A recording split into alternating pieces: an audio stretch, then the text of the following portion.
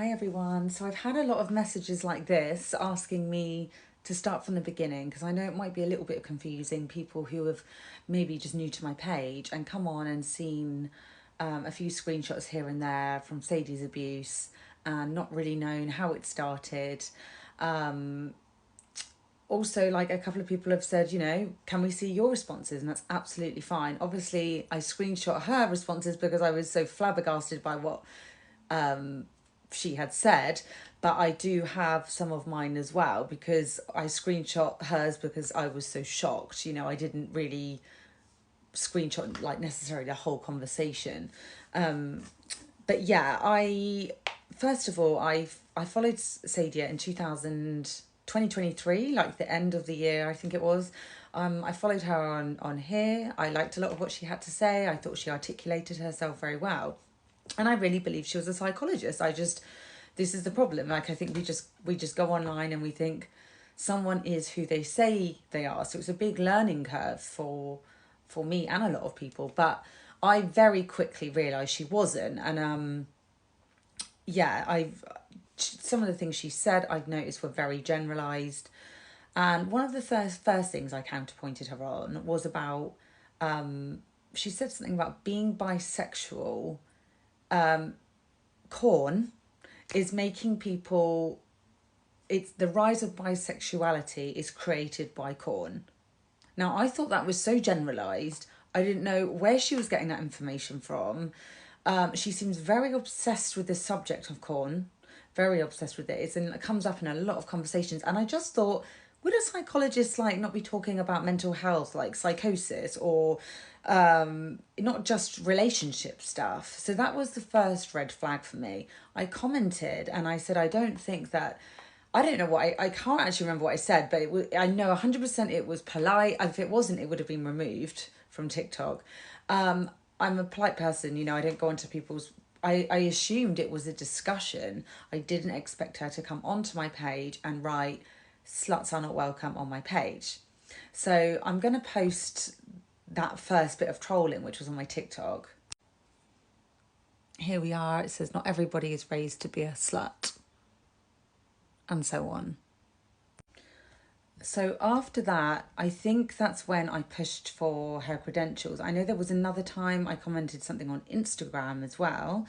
And I think that was surrounding age gaps. She's very contradictory with things she says about age gaps and things.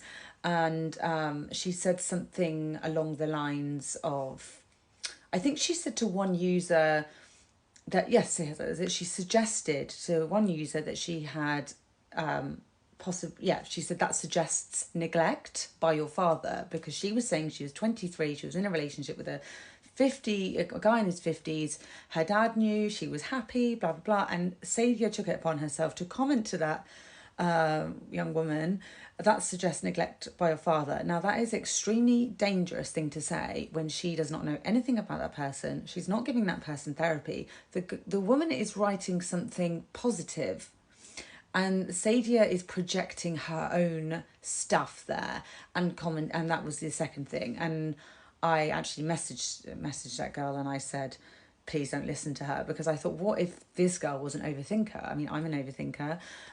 What if she starts ruminating on that? It could really damage somebody. So that was one of the other things.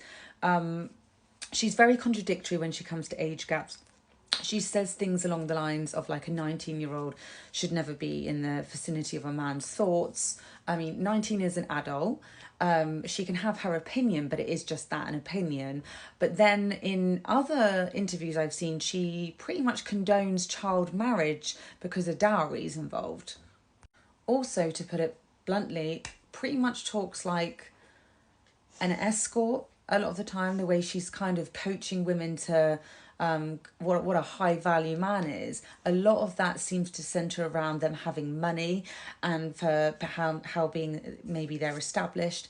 And the way it comes across is that she is all for transactional relationships, and a lot of that comes when men have money and women have youth. So it's all very contradictory. You can't quite see what she stands for.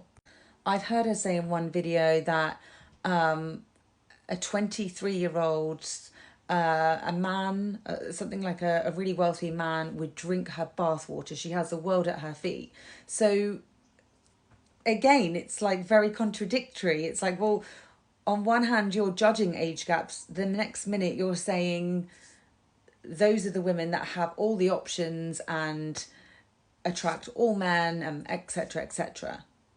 So this was the comment on Instagram where she went underneath one of my, I would say, tasteful pictures of me. It's a silhouette of me in a bikini in Albania, outside. And it was daddy issues in a picture, was what she said to me. So she associates that picture as somebody who has daddy issues. And this was the picture, just in case you wanted to have a look and make sure it was okay. I mean, Instagram obviously thinks it's okay because it's still there. So obviously at this point I realised she's definitely like a bogus person here. This is not a real psychologist. And being completely honest, I emailed her through her website, and she didn't know who it was. Well, I thought she didn't know who it was, and I asked her if she was a psychologist. I wanted her to say yes because I wanted to report her to somewhere like the HCPC, which is I think that's just British one, healthcare. I can't remember what it stands for, but then there's also the British School of Psychology. Now, the problem with this is you can't report somebody who is not a psychologist to those people, because if you are pretending to be registered on a governing board, it's easier to report them. It was virtually impossible to report her anywhere because she's not pretending to be on any governing board, which is why I persisted in asking her which one, although I think she has one certificate. Dr. Taylor Burrows is much better at explaining the credential side of stuff than me. But if you look at her page, you will see all about the credentials, because she is a doctor, she knows about the credentials. But I know 100% because my own psychologist looked her up and said she is not a psychologist. So yeah, she works for the NHS. So I emailed her, asked for her credentials and prices.